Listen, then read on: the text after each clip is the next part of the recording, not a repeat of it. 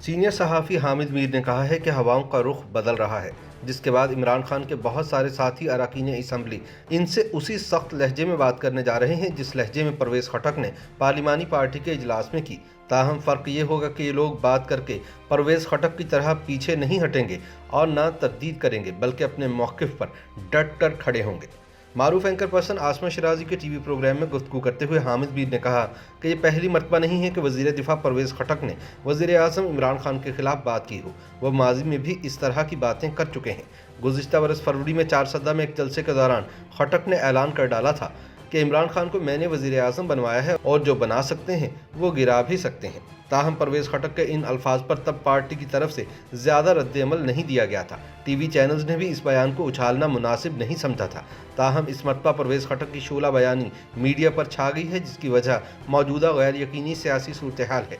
हामिद मीर का कहना है कि पीटीआई के पार्लिमानी पार्टी के इजलास से पहले परवेज़ खटक तन्हाई में भी इमरान खान से इनके चैम्बर में मुलाकात कर चुके थे।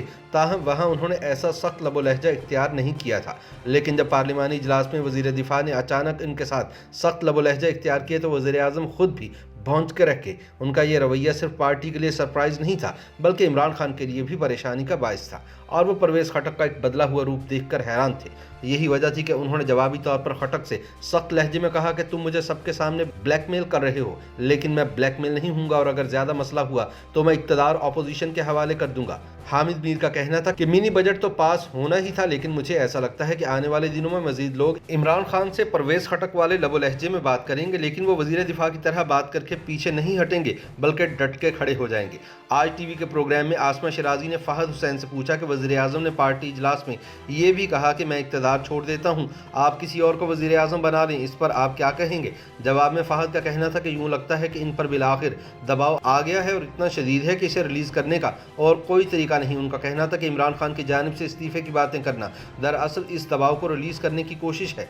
फ़हद हुसैन ने कहा कि परवेज़ खटक की इमरान खान से मुँहमारी की खबर अंदर से किसी ने लीक की, जो फ़ौरन मीडिया में आ गई। हालांकि रिपोर्टर्स तो पार्टी इजलास में मौजूद नहीं थे।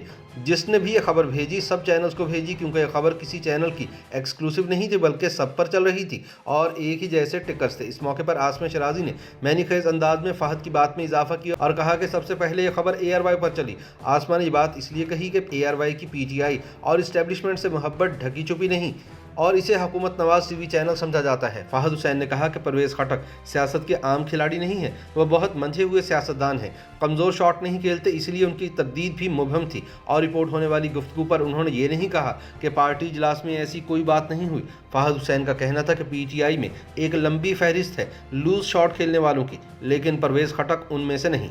उन्होंने कहा कि तहरीक इंसाफ में हर शख्स दूसरे से लड़ता है, लेकिन अब रेड लाइन भी अबूर हो गई है, क्योंकि इससे पहले कभी किसी ने वज़ीर आज़म से यूँ बात नहीं की और अब तो इनके मुंह पर उनके खिलाफ तनकीद हुई और ये PTI के लिए भी नया है।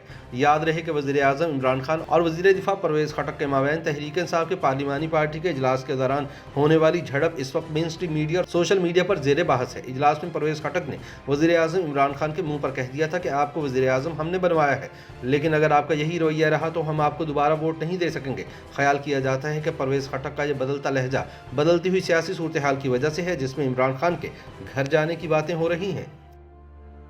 YouTube पर गूगली न्यूज देखने के लिए youtube.com की सर्च बार में गूगली न्यूज TV टाइप करें। गूगली न्यूज के पेज पर सुर्ख रंग के सब्सक्रिप्शन वाले बटन पर क्लिक करना ना भूलिए। YouTube पेज पर अपलोड होने वाली वीडियोस से बाखबर रहने के लिए बेल आइकन पर क्लिक कीजिए। आपको हर नई वीडियो के बारे में नोटिफिकेशन मौसूल हो जाएगा।